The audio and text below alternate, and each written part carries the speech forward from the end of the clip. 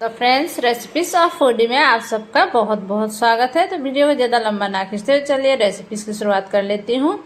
तो यहाँ पर मैंने एक कढ़ाई को गर्म होने के लिए गैस पर चढ़ा दिया है।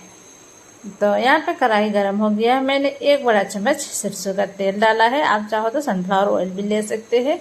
तो तेल अच्छी तरीके से गर्म हो गया है। तो यहाँ पर मैंने आधा छोटा चम्मच जीरा दिया है साबुत, थोड़ा सा हींग दिया है 1 पिंच, और यहाँ पर मैंने बारीक कटी हुई हरी मिर्ची दी है 2 से 3, और 1 प्याज को कट करके मैंने इसी में भूना है।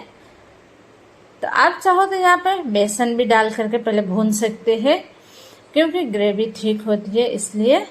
तो देखिए यहाँ पे मैंने प्याज को भी अच्छी तरीके से भून लिया है, और प्याज ट्रांसलेटेड होकर यहाँ पर कलर चेंज हो गया है। तो यहाँ पर मैंने जो टमाटर को मैंने कट करके छोटे छोटे टुकड़ों में यहाँ पर मैंने डाला है। टमाटर डालने के बाद यहाँ पर मैं नमक स्वाद के अनुसार डाल देती हूँ, और इसको अच्छी तरीके से चलाते हुए मैं मिक्स कर लूँगी, ताकि टमाटर जो है सॉफ्ट हो जाए बहुत ही अच्छी तरीके से। तो यहाँ पर मैंने कुछ मसाले लिए हैं। यहाँ पर धनिया पाउडर आधा छोटा चम्मच, गरम मसाला आधा छोटा चम्मच, 1 छोटा चम्मच मैंने कश्मीरी लाल मिर्च ली है, और हल्दी पाउडर और जीरा पाउडर मैंने लिया आधा छोटा चम्मच। तो इन सबको डाल करके मैं अच्छी तरीके से चलाते हुए मिक्स करूँगी। मिक्स करने के बाद यहाँ पर मैं 1/2 कप पानी डाल दूँगी, ताकि मसाला जले भी नहीं और अच्छी तरीके से भुन जाए मसाला। तो यहाँ पर मसाले में मैंने पानी डालकर अच्छी तरीके से मिक्स करके यहाँ पर ढक्कन लगा के 5 से 6 मिनट के लिए मैंने एकदम लो फ्लेम पर मसालों को भुना है। तो देखिए मसाला जो है बहुत ही अच्छी तरीके से यहाँ पर भुन गया है। तो यहाँ पर मैंने थोड़ा सा यहाँ पे बादाम मूंगफली जो है ना, मूंगफली को भून करके मैंने पेस्ट बनाया था, उसको हल्का सा मैंने डाला है। एक से 1.5 छोटा चम्मच मैंने डाल दिया है इसी में। तो उन सबको मैं भून लूँगी अच्छी तरीके से मसालों के साथ।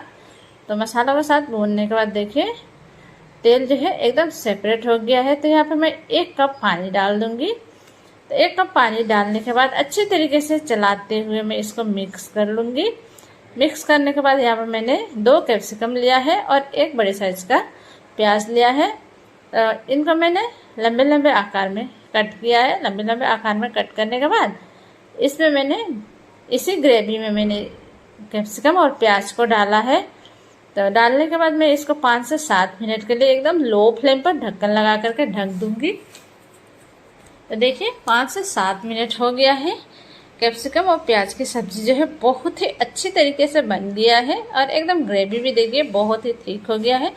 आप इसे दाल चावल के साथ खा सकते हैं, रोटी पराठा पूरी के साथ खा सकते हो। तो यहाँ पर मैंने चाट मसाला, आप चाहो तो आमचूर पाउडर भी डाल सकते हैं, और यहाँ पर कसूरी मेथी 1 छोटा चम्मच मैंने डाला है, और बारीक कटी हुई हरे धनिया की पत्ती को मैंने डाला है। तो फ्रेंड्स, आप सबको मेरी ये रेसिपीज़ कैसी लगी? अगर अच्छी लगी हो तो प्लीज़ लाइक, शेयर और सब्सक्राइब ज़रूर कर दीजिएगा। तो देखिए यहाँ पे बहुत ही स्वादिष्ट सब्जी बना है।